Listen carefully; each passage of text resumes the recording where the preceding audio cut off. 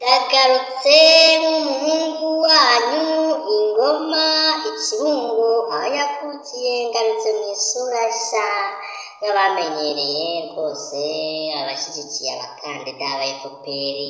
Urabona ko naje n'akatarapo, murakabona ute? Mwandike muri komenti.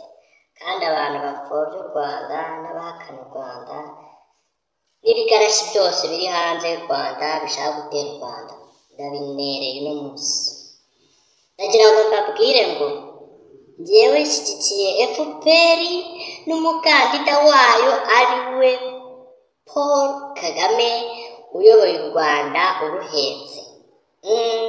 Mujya mubona umujyi wa Kigali umujyi wa Kigali uraka, kandi hari n'abatahazi ibera za Rusizi, za Karongi, za Nyakariro, hirya za Rwamagana, n'ababirebereye ingoma, kereka abacuruzi b'inkweto wenda bajya kurangura hariya inkweto zo gucuruza.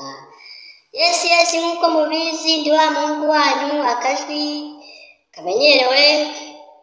Ndashimira abantu mwakoze subscribe kuri channel yacu Akajwi tu channel, kandi niyamya abantu banuka yewe ngo Akajwi kisura ngora yihinduye ngo agizanya akasura kabi nk'akibona namaze.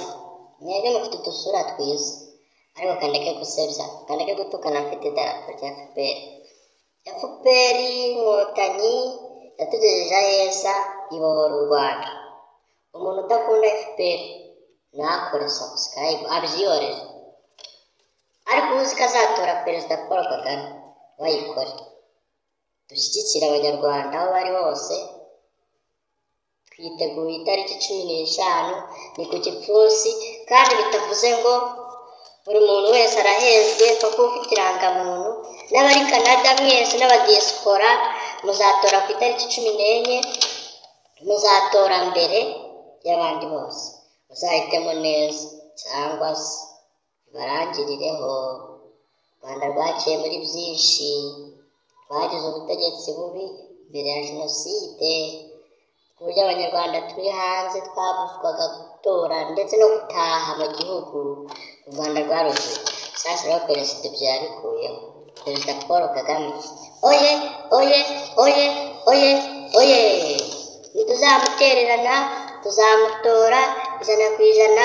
Gukunda u Rwanda, kuruteza imbere nibyo dushyize imbere.